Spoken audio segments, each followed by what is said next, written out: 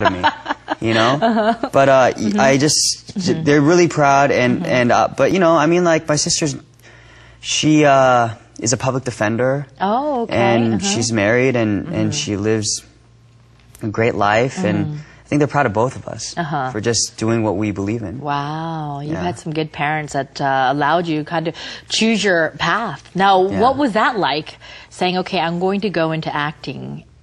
It was never an issue. Oh, really? Yeah, it's just, you know, I got a business degree from USC, but halfway through I started going to a drama program, and yeah, it was never an issue. They're just okay, yeah, you want to do that, and here's the thing is, it's the U.S., you know, no one's going to help me with my career. You know, I mean, in Korea there's a lot of nepotism and stuff like that, and.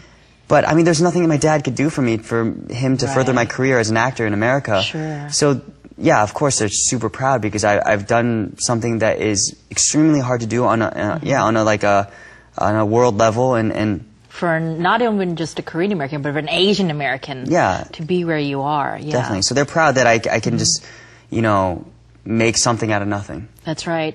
And I think your father, he did just that role, being the father, the father figure, you know, just to do that. That's incredible. So tell me about when you see your other friends that you grew up with, and I'm sure they've, you know, a lot of them have taken 9-to-5 jobs or some kind of position somewhere in a company, things like this.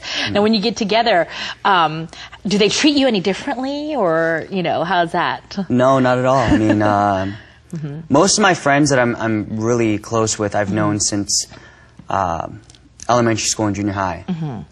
And if they ever did that to me, then I would be pretty upset, and vice versa. If I ever started acting Hollywood around them, it wouldn't fly. I mean, it just doesn't work that way.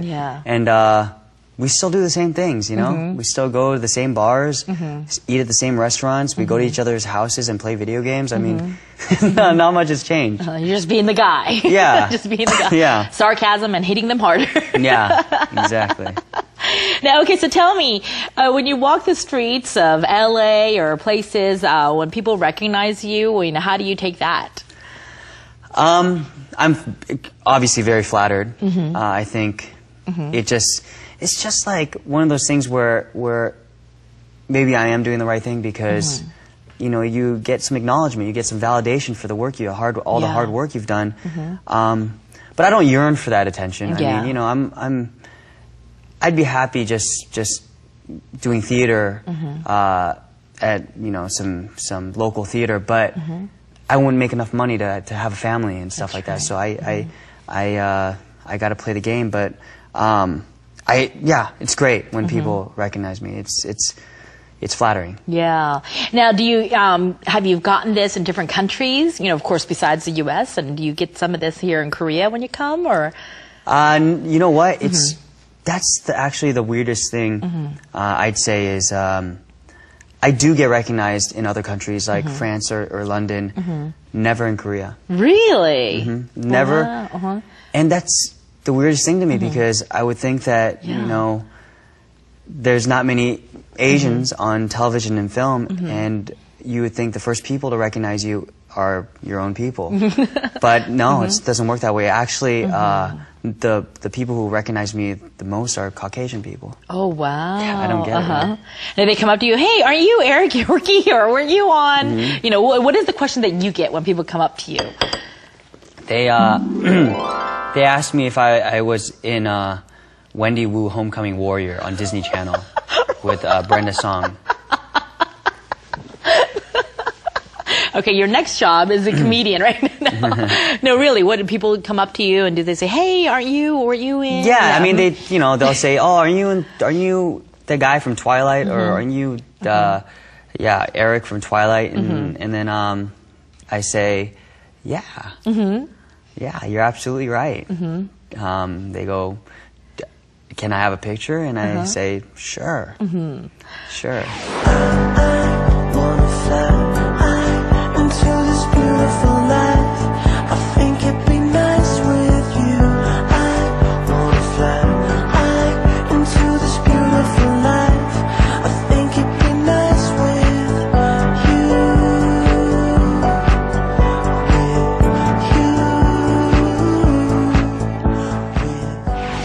So, now tell me a little bit about, because you've worked with this cast for a long time. Now, there is a rumor that, people say that Kristen Stewart, you're very close and or tell me about some of the characters in the movies that you've done, like who you were close with. And I'd say I'm the closest with Michael Welch. Okay. He's one of the other humans, and we spend the most time together, and we've done all these cool things together, even outside of Twilight. We did this thing where his grandmother is 96, and my grandmother is close to 90. We did this really cool thing where we both went to, I went to his grandma's house and we interviewed his grandmother about, what it was like growing up in, the 20s, 30s, 40s, and,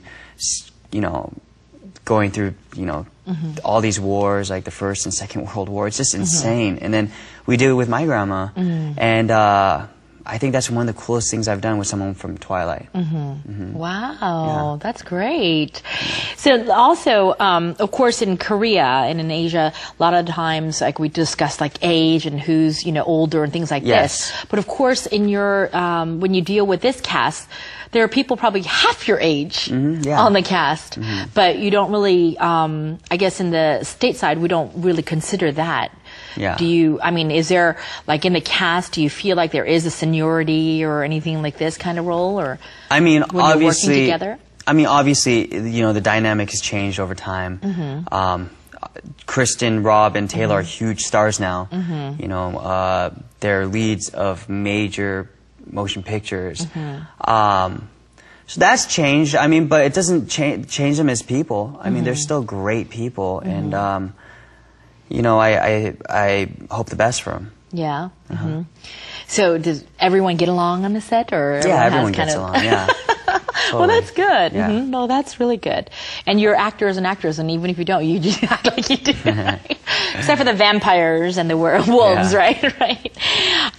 So tell me, what do you think has gotten you to where you are right now? Seriously, probably that quote that you asked me, I live like there's no tomorrow. I treat everything sort of like life and death. Everything is really important to me. And I think I really try to